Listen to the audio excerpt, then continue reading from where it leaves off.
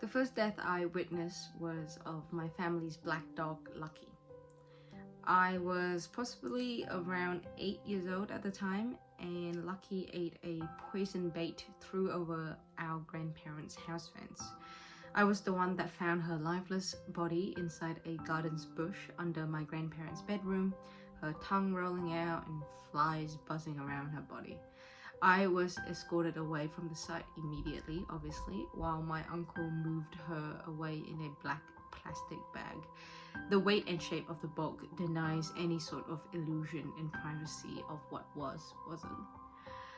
In the midst of my grandmother's superstitious belief that it brought bad omen to Uncle Frank's and Aunt Fern's family arrival that morning, the joy of them actually arriving, and Shrimp's careless laugh as a coping mechanism over the inability to comprehend death, I remember myself sitting on a station motorcycle quietly grieving.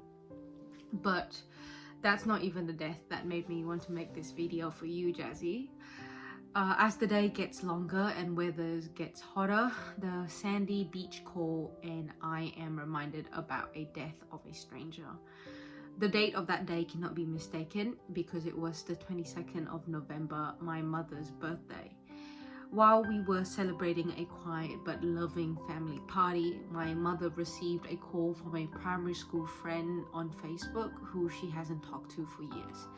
There were news from Perth that friend's brother had drowned, and her family was so shocked they couldn't believe his poor wife, and that they need another confirmation of the body.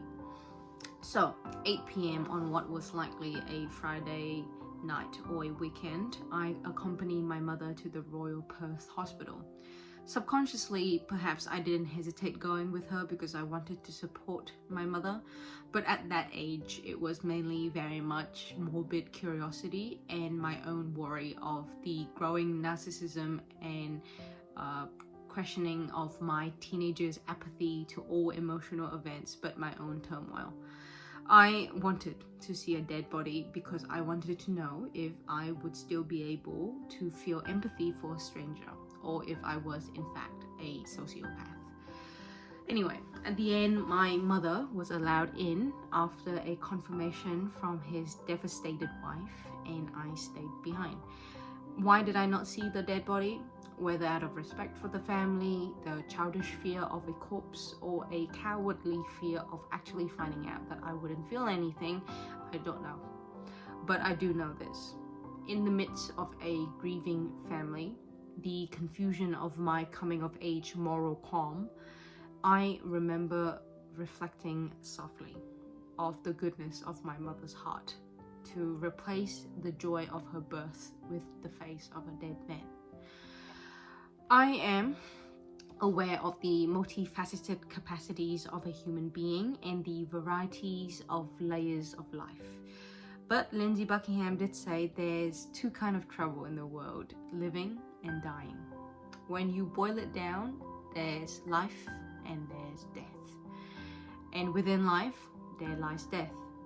Hence, the duality of life. It's a bubble within a bubble, and I begin to see it in every story.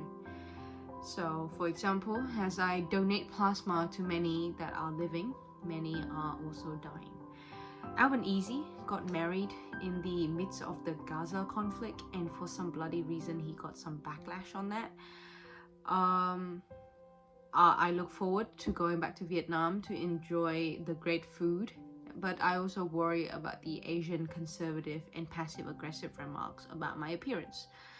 They are just things that pop up in my head right now, including the current problem that I have, which is that despite the fortune of being able to live here and my growing attachment to this family, I am going to have to move out.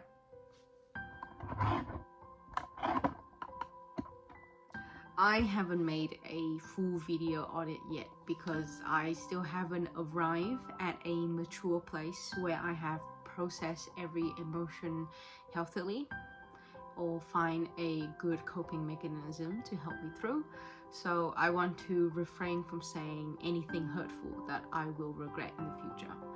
The gist of it is that despite knowing that there will be time like this, there will come this time, and that it's a natural order of things, being ripped away from familial comfort and warmth have led me to be very sad, angry, and bitter about the current situation.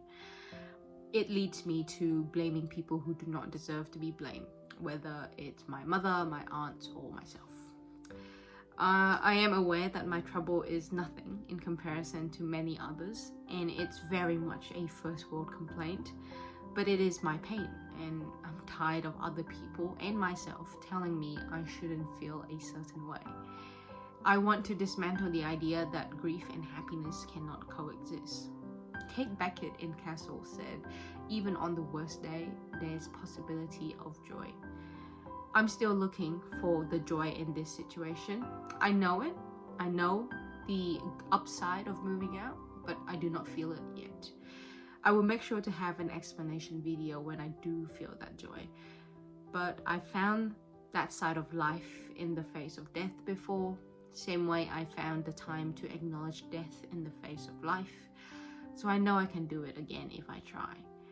Because death keeps you moving in life, and life keeps you here while death waits. Hence, duality. That's my thoughts for the week. I will see you on Friday, Jessie.